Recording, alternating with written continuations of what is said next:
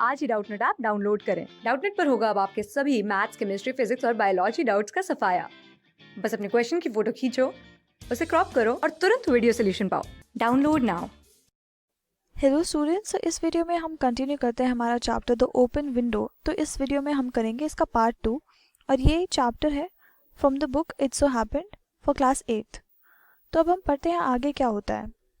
Mrs Sappleton comes down at last and inadvertently confirms her niece's story. तो Mrs Sappleton नीचे आती है और उसके बाद जो उनकी नीस ने उनको पूरी स्टोरी सुनाई थी मिस्टर फ्राम्पटन को उनको पूरी जो स्टोरी है उसको कंफर्म करती है कि हाँ ये सब बातें सच हैं। Frampton tries to acquaint his host with the nature of his ailment। तो फ्रैम्पटन फिर अपनी एलिमेंट के बारे में उनको बताता है कि उनको क्या डिप्रेशन है या फिर क्या नर्व वाला जो उनको प्रॉब्लम है उसके बारे में वो एक्वेंट करता है, मतलब थोड़ी बहुत बताता है चीज़ें। Through the open window he can see things that worsen his nerves. और इस ओपन विंडो के थ्रू वो और ज़्यादा उनके नर्व्स और ज़्यादा ख़राब हो रहे हैं, मतलब उनको और ज़्यादा दिक्कत हो रही है। She broke of with a little shudder.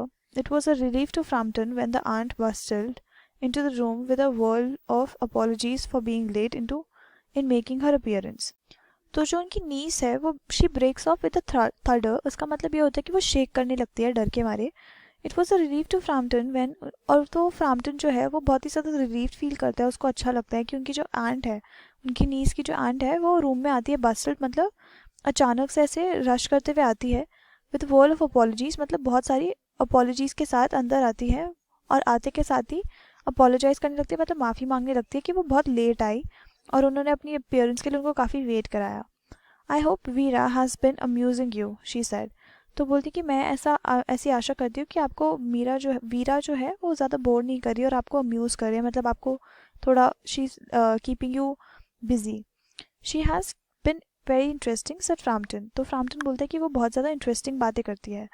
I hope you don't mind the open windows said Mrs Sappleton briskly. तो वो बोलती है, मिसेस सैपल्टन पूछती है उनको, बोलती है कि आई होप कि जो ये ओपन विंडोज़ हैं आपको परेशान नहीं कर रही हो। My husband and my brother will be home directly from shooting and they always come in this way. They've been out for snipe in the marshes today, so they'll make a fine mess over my poor carpets. So like you men folk, isn't it? सो वो बोलते हैं कि मेरे husband और मेरे जो भाई हैं वो सबके सब वापस घर आएंगे शूटिंग करने के बाद, और वो हमेशा इसी जगह से आते हैं, इसी विंडो से आते हैं। और वो हमेशा ऐसे स्नाइप कहाँ करने गए हैं, वो शूटिंग वगैरह करने गए मार्शेस में। तो जहाँ पे बहुत ज़्यादा ऐसे वेट लैंड्स होते हैं उसको मार्शेस बोला जाता है। और वो जब वापस आएंगे तो उनकी जो कार्पेट्स है वो बहुत ज़्यादा गंदे हो जाएंगे, तो दे मेक अ मेस। तो वो बोलती कि ये जो मेन होते हैं they do that, isn't it? She rattled on cheerfully about the shooting and the scarcity of birds। तो फिर वो बात करने लगती है, तो बस वो बात करती रहती है about, she talks about how the scarcity of birds, कि अगर वो बर्ड शूटिंग करने गए तो वहाँ पे बर्ड्स ही नहीं मिलती आजकल। And the prospects for duck in the winter, और कैसे डक खोजना कितना मुश्किल होता है विंटर्स के टाइम पे। To Framton it was all purely horrible. तो फ्रैम्पटन तो ये सब सुन के बहुत ज़्यादा उसको बुरा लग रहा होता है, उसके लिए बहुत ही गंदा हॉरिबल एक्सपीरियंस होता है ये सब सुनना। He made a desperate but only partial successful effort to turn the talk on to a less ghastly topic। तो उसने थोड़ी सी बहुत ही ज़्यादा डेस्परेटली, मतलब उसको झेला नहीं जा रहा था, तो इस वजह से वो बहुत ही ज़्यादा डेस्परेटली पर थोड़ी बहुत पार्शली सक्सेसफुल ही एफर्ट कर पाता है कि वो किसी दूसरे टॉपिक पे उन लोगों को बात करने पे मजबूर कर दे। लेस घासली मतलब थोड़ा कम depressing. He was conscious that his hostess was giving him only a fragment of her attention. तो उसको पता था, कॉन्शियस मतलब ही इज़ अवेयर दैट उसकी जो होस्टेस है, मतलब जो आंटी है, वो सिर्फ उनको थोड़ी सी फ्रैगमेंट ऑफ हर अटेंशन दे रही है, कि मतलब वो अनडिवाइडेड अटेंशन नहीं दे रही है। And her eyes were constantly straying past him to the open window and the lawn beyond. और उनकी आंखें जो थी वो सिर्फ उनके ओपन विंडो पे टिकी हुई थी और जो उसके आगे जो लॉन दिखता है वहाँ। It was certainly an unfortunate coincidence that he should have paid his visit on this tragic anniversary. तो वो बोलते हैं, सोचता है कि कितना अनफॉर्चुनेट है कि वो आज के दिन गया, जबकि वो ट्रैजिक एनिवर्सरी है उस दिन की, कि जिस दिन उनके हस्बैंड और उनके ब्रदर्स वगैरह गायब हुए थे, तो आज उस दिन का एनिवर्सरी है। The doctors agree in ordering me complete rest, my an absence of mental excitement and avoidance of anything in the nature of violent physical exercise, announced Frampton।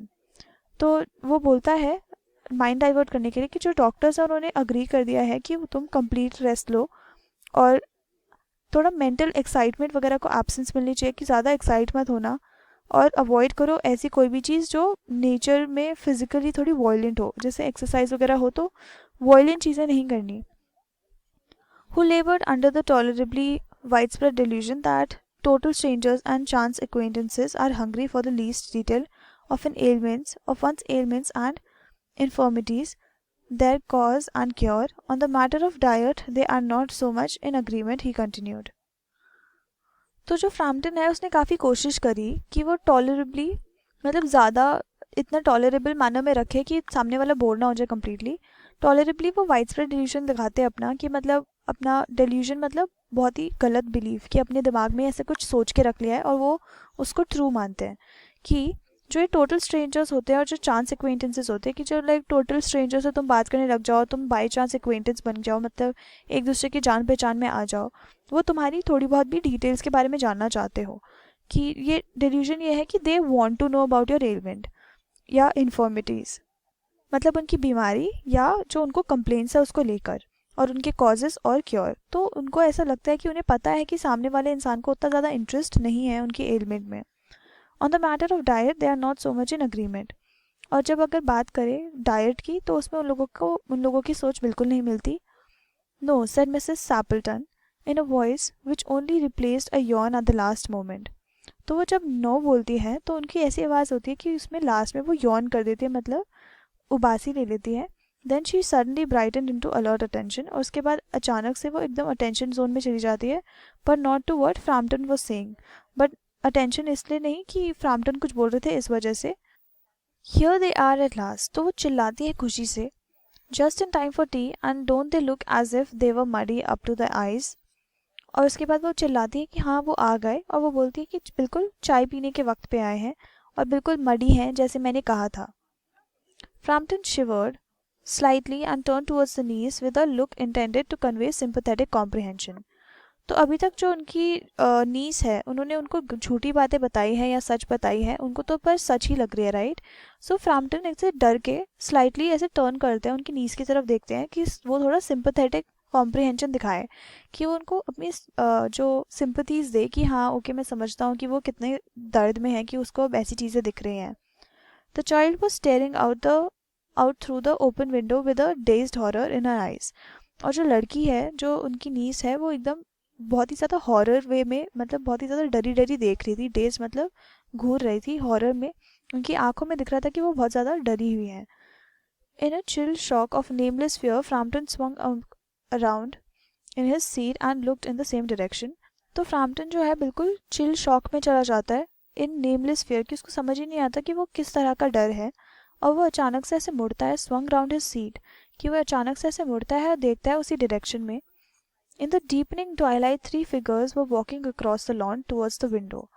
और फिर इस डीपनिंग ट्वाइलाइट में 3 लोग ऐसे फिगर्स दिखाई देते हैं कि इंसान चलते हुए आ रहे हैं विंडो के towards. They all carried guns under their arms, और सबके हाथों में गन्स हैं. And one of them was additionally burden with a white coat hung over his shoulder. और फिर उनमें से एक के पास ऑलरेडी बहुत ज़्यादा बर्डन था, और क्या पकड़ रखा था उसने, बर्डन मतलब भार. सो उन्होंने एक वाइट कोट भारी सा पकड़ा हुआ था, उनके शोल्डर के ऊपर रखा था उन्होंने. A tired brown spaniel kept close at their heels, और फिर एक ब्राउन स्पेनियल भी था उनके पास, हील्स पे ही रखा हुआ था, आसपास ही चल रहा था वो. नॉइसलेसली दे नियर द हाउस, और बिना आवाज़ करे वो घर के करीब आते गए. And then a hoarse young voice chanted out of the dusk, और फिर बहुत ही ऐसे होर्स मतलब रफ सी आवाज़ ऐसे चांट आउट करती है, मतलब ऐसे जपती है जैसे कुछ गाना गा रहा हो डस्क में, मतलब शाम के वक्त. आई से Bertie why do you bound. तो गाने की आवाज़ क्या आती है, आई से Bertie why do you bound. तो जैसे हमने ऊपर डिस्क्रिप्शंस देखी थी कि किस तरह उनके हस्बैंड और उनके जो भाई हैं किस तरह की चीज़ें करते थे, वो सब एग्जैक्टली जा रहा है जो हम लोग अभी सुन रहे हैं. कि जो अभी फ्रैम्पटन है और नीस है दोनों की दोनों बिल्कुल डरी हुई है, कि वो एकदम वैसा ही साउंड कर रहे हैं. अब इसका थर्ड पार्ट पढ़ते हैं हम. What else can Frampton do but beat a hasty retreat? Had he seen a ghost? The niece does have a knack for explaining uncanny coincidence. तो फ्रैम्पटन सोचते हैं कि अब वो अब क्या करे, वो सिर्फ एक हेस्टी रिट्रीट कर सकते हैं, मतलब उस जगह से भाग सकते हैं. और वो सोचते हैं कि क्या उन्होंने भूत देख लिया. और जो नीस है उसके पास एक नाक है, मतलब she has a knack for explaining an uncanny coincidence.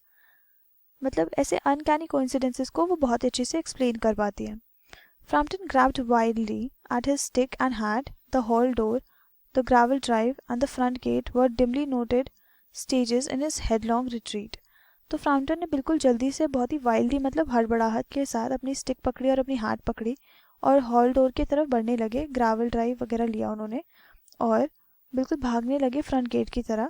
Noted stages in his headlong retreat, तो वो धीरे धीरे वहाँ गेट के पास बढ़ रहे थे. A cyclist coming along the road had to run into the hedge to avoid imminent collision. तो एक साइकिलिस्ट था जो रोड पे चल रहा था अपनी साइकिल पे बैठे हुए, वो आ रहा था पर उसको बहुत ही जल्दी से एकदम रोकनी पड़ी सो दैट इमिनेंट कोलिजन ना हो. कि मतलब अनअवॉइडेबल, इमिनेंट मतलब अनअवॉइडेबल, कोलिजन मतलब एक दूसरे से टकराना. सो हम यहाँ पे एक बारी वर्ड मीनिंग्स देख लेते हैं. अंडरस्टैंडिंग एंड शोइंग सिंपैथी किसका होता है? Sympathetic comprehension. अनकैनी कोइंसिडेंस मतलब अननेचुरल, अनएक्सपेक्टेड, स्ट्रेंज इवेंट. तो हम यहाँ पे देख सकते हैं कि कैसे नीस अनकैनी एक कोइंसिडेंस को एक्सप्लेन करेगी, मतलब बहुत ही ज़्यादा अनएक्सपेक्टेड या स्ट्रेंज इवेंट को एक्सप्लेन करेंगी. Here we are miss my dear, said the bearer of the white mackintosh coming in through the window. Who was that who bolted out as we came up. तो वो अंदर आते हैं जो उनके husbands वगैरह हैं, वो बोलते कि हाँ हम घर आ गए, और उनके हाथ में क्या है? वाइट मैकिनतोश है, और वो विंडो के थ्रू ऊपर आ रहे हैं. और वो पूछते हैं उनसे कि ये कौन था जिसने बोल्ट कर दिया ऊपर आते वक्त. A most extraordinary man, a mister Nuttall, said Mrs. Stapleton. He could only talk about his illness and dashed off without a word of goodbye or apology when you arrived. तो बोलते कि बहुत ही extraordinary man है, मतलब बहुत ही अच्छा आदमी है, इसका नाम है मिस्टर नटल, और उसने सिर्फ अपनी इलनेस के बारे में बात करी और बिल्कुल भाग गया विदाउट सेइंग गुड बाय. उसने बाय नहीं बोला और उसने ना तो अपोलोजाइज किया. जब तुम लोग आए तो वो भाग गया सीधा. One would think he had seen a ghost. उसको देख कर ऐसा लग रहा था कि उसने भूत देख लिया हो. I expected it was the spaniel, said the niece calmly. तो नीस बोलती है कि शायद मुझे लग रहा है वो स्पेनियल देख के डर गए. He told me he had a horror of dogs. तो वो नीस बोलती है कि उन्होंने मुझे बताया था कि उनको डॉग से बहुत ज़्यादा डर लगता है. He was once hunted into a cemetery somewhere on the banks of the Ganges by a pack of dogs and had to spend the night in a newly dug grave with the creatures snarling and grinning and foaming just above him. तो बोलती है कि उन्होंने एक incident बताया था कि उनको एक बारी सेमेट्री में सोना पड़ा था और वहाँ पे उनको पैक ऑफ डॉग्स ने चेज किया था, और इस वजह से उनको कहाँ पे सोना पड़ा? एक न्यूली डग ग्रेव में अंदर सोना पड़ा, और सारे जो क्रीचर्स थे वो उनके आजू बाजू ग्रिन कर रहे थे या फोम कर रहे थे, उनके ऊपर ही ऐसे भटक रहे थे जो आत्माएं थी. तो enough to make anyone lose the nerves. तो वो बोलती है कि वो इतना काफ़ी था कि कोई भी अपना नर्व्स खो दे, मतलब वो कम्प्लीटली बंदा पागल हो जाए. Romance at short notice was her speciality. कि ऐसे स्पॉन्टेनियसली अगर उनको स्टोरीज बनानी पड़े तो वो उनके लिए उनकी स्पेशलिटी थी. तो हम यहाँ पे देख सकते हैं कि नीस ने दो दो लोगों को अलग अलग स्टोरी सुना दी, और ये जो स्टोरी है लिखी है साकी H.H. मुनरो ने. So this is it for this chapter. Thank you. Class 6 से 12 से लेके नीट, IIT, JEE मेंस और एडवांस के लेवल तक 10 मिलियन से ज्यादा स्टूडेंट्स का भरोसा. आज ही डाउनलोड करें डाउटनेट ऐप या व्हाट्सएप कीजिए अपने डाउट्स 8400 400 400 पर.